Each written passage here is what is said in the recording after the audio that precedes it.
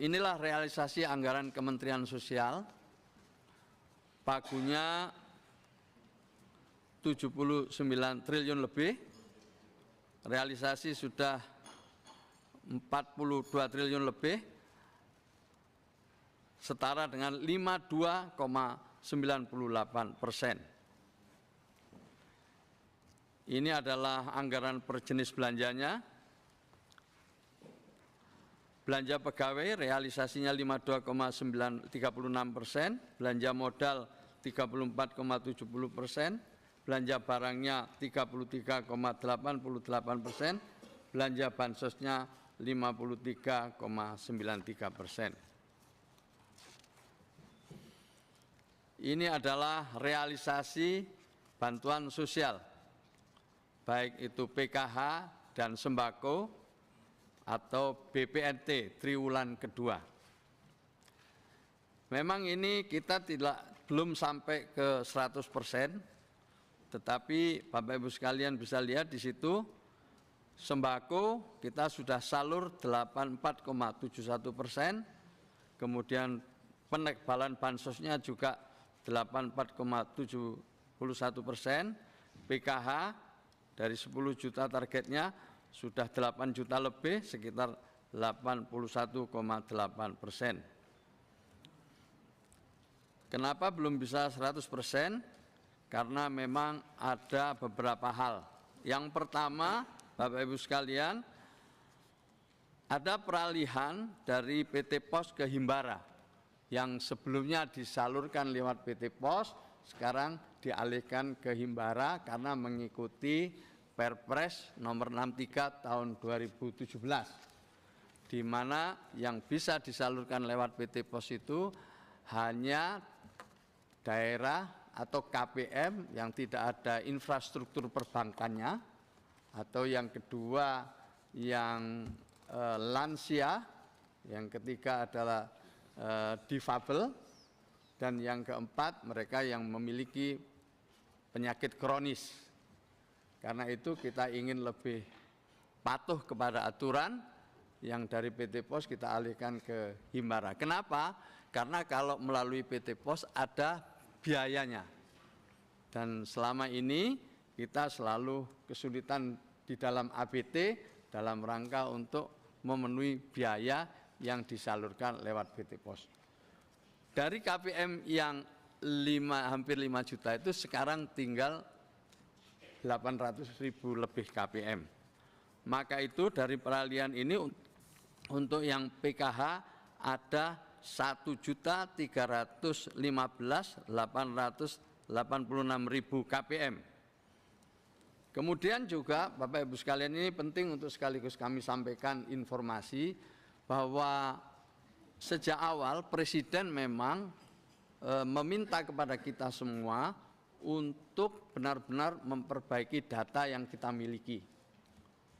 Kemudian BPS ditugaskan untuk mengkonsolidasikan seluruh data yang dimiliki oleh pemerintah untuk divalidasi dan diverifikasi ulang, dan kemudian menerbitkan Inpres nomor 4 tahun 2025. Dengan begitu, sejak bulan Februari kita sudah memiliki suatu Inpres yang memerintahkan kepada seluruh lembaga, kementerian, badan, dan pemerintah daerah untuk mengacu kepada data tunggal sosial dan ekonomi nasional dalam rangka melaksanakan program.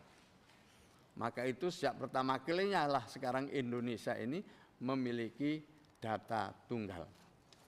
Nah, ini sedang terus disosialisasikan dan oleh BPS bersama kita terus untuk dilakukan pemutakhiran, karena data pada dasarnya dinamis.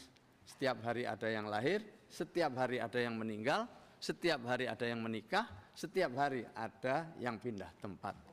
Maka itu perlu terus dilakukan pemutakhiran, dan pemutakhiran ini juga membuka peluang partisipasi masyarakat. Di samping ada jalur formal, kemudian juga ada partisipasi masyarakat. Kita ingin lebih transparan, kita ingin lebih terbuka. Apa inti dari data ini, data tunggal ini adalah ingin supaya seluruh program pemerintah itu tepat sasaran dan diterima oleh mereka yang berhak. Saya ingin sedikit sebelum saya lanjut ke yang lain, saya kalau bisa ditampilkan data DEN. Ada saya yang bisa bantu? Data DEN bisa ya dibantu untuk supaya ini kita dapat gambaran dulu, supaya kenapa kemudian nanti ada pemutakhiran, kemudian nanti ada sampai kita ke PPATK. Tapi sebelum itu saya ingin ini dimasukkan dulu sebagai gambaran buat Bapak Ibu sekalian. Sambil menunggu itu, di dalam realisasi bantuan sosial itu, yang sembako itu ada 2.723.515 KPM yang kita alihkan dari PT Pos itu sebanyak 1.953.139 KPM. Itu yang dari peralihan PT Pos. Sementara Bapak Ibu sekalian, kita juga sejak diterbitkannya Inpres nomor 4 itu bersama BPS melakukan ground check dan bertemu langsung dengan KPM, lalu hasilnya dari 12 juta KPM yang kita ground check ada 1,9 juta yang dinyatakan tidak layak lagi untuk menerima bansos. Nah, 1,9 yang tidak menerima bansos ini kita alihkan kepada mereka yang lebih berhak yang berada di desil 1, 2, 3, dan 4. Jadi alokasi anggarannya tetap ada, cuma sasarannya yang dirubah. Jadi lebih pada hasil ground check yang kita dapat di lapangan. Inilah sedikit data yang disajikan oleh DEN Bapak Ibu sekalian, ditengarai subsidi sosial dan bansos itu ada yang tidak tepat sasaran. Misalnya di situ PKH dan sembako sekitar 45% ditengarai tidak tepat sasaran. Maka itulah berdasarkan desain ini kita mulai untuk melakukan langkah-langkah untuk memperbaiki data agar ke depan itu kita memperoleh satu data yang lebih tepat, akurat, sehingga bansos kita tepat sasaran. Dalam rangka pemutakhiran itu, tadi sudah saya sampaikan, kita bersama BPS melakukan ground check ke lapangan, ya, dalam waktu 3 bulan kepada 12 juta DTSen. Nah, untuk itulah pada salur kedua ini, di triwulan kedua ini kita sudah menggunakan DTSen. Kita sudah tidak menggunakan lagi DTKS. Nah, ketika kita menggunakan DTSen, lalu kita mulai coba salurkan, kecuali yang masih burekol, buka rekening kolektif itu. Karena burekol sekali lagi memerlukan waktu antara 2 sampai 3 bulan. Kami terus diskusi dengan Himbara bagaimana caranya cari cara yang lebih pendek. Ya, jadi cari cara yang lebih pendek. Ini sampai sekarang masih terus kita lakukan diskusi. Mohon maaf, Pak Menteri. Ya. Ini slide ini nggak ada ya di sini. Oh ya, belum, nanti kami kirim, mohon maaf. Makanya tadi saya susulkan, nanti akan kita sampaikan. Terima kasih, Pak. Ya.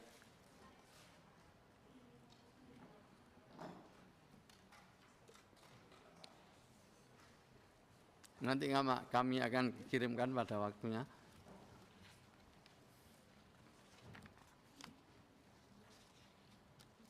Jadi berdasarkan itu terus kita perbaiki, Bapak Ibu sekalian.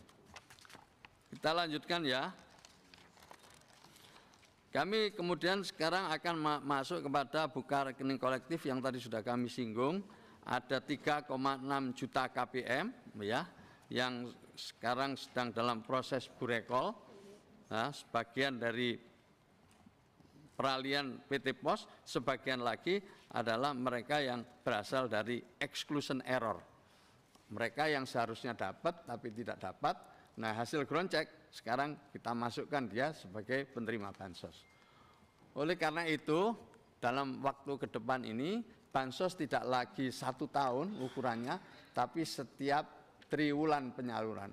Bisa jadi di triwulan pertama dapat, triwulan kedua nggak dapat. Bisa jadi karena perbaikan di triwulan ketiga mungkin bisa jadi dapat. Tapi bisa jadi lebih banyak tidak dapat lagi. Jadi nanti kita lihat begitu dinamikanya, sehingga kita akan terus-menerus melakukan ground check. Kami sudah pernah laporkan di dalam rapat kerja sebelumnya, di mana dalam pemutakhiran itu kita melibatkan pemerintah daerah, tapi juga melibatkan masyarakat secara umum, secara luas dengan membuat aplikasi cek bansos. Di dalamnya ada fitur usul sanggah. Jadi orang boleh usul, siapapun boleh menyanggah terhadap mungkin yang diketahui tentang penerima bansos. Sampai hari ini sudah lebih dari 400.000 orang yang mengusulkan mungkin tetangganya, mungkin dirinya, mungkin juga kenalannya untuk supaya bisa mendapatkan bansos. Tapi ada lebih dari 5.000 yang menyanggah beberapa KPM.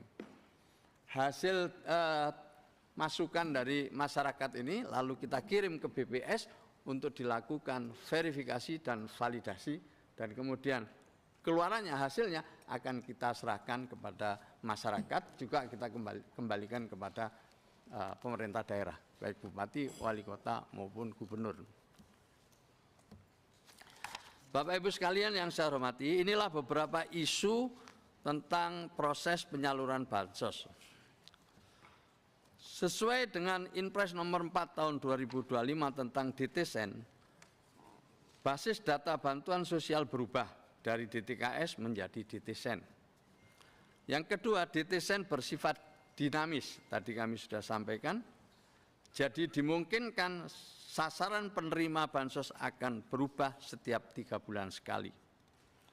Perubahan penerima bansos berkonsekuensi terhadap pengajuan BNBA baru, juga rekening baru secara kolektif atau yang disebut burekol, distribusi buku dan kartu, serta lain-lainnya yang membutuhkan waktu cukup lama. Ini yang kita cari cara dengan Himbara sekarang ini. Kita cari cara gimana bisa lebih cepat, karena ini akan terjadi setiap triwulan penyaluran. Pada triwulan penyaluran pasti ini kita akan ada burekol, buka rekening kolektif. Ada juga kita sedang berusaha keras untuk meningkatkan kualitas dan kecepatan sinkronisasi data, mulai dari data kependudukan, kemudian update data kematian, data PNS, data kepemilikan kendaraan bermotor, data BPJS, data rekening listrik, dan lain-lainnya, termasuk adalah data kepemilikan tanah. Kami juga sedang mempelajari sekarang ini penerima-penerima bansos yang lebih dari 10 tahun, bahkan ada yang 15 tahun.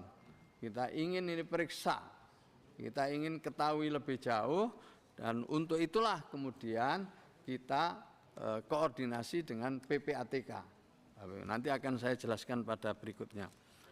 Upaya-upaya yang telah dilakukan, kami melakukan ground check, namun memiliki jangkauan yang terbatas, baru 12 juta ground check untuk KPM. Kemudian mengeluarkan mereka yang berkategori inclusion error, yaitu 1,9 juta KPM, terkoreksi dari penerima bansos. Yang dimaksud inclusion error itu adalah dia semestinya tidak mendapatkan bansos, tapi dia dapat bansos. Itulah inclusion error. Kemudian kita juga melakukan exercise bersama BPS, BPKP, dan Himbara. Memang untuk sementara kesimpulannya terdapat rekening gagal salur.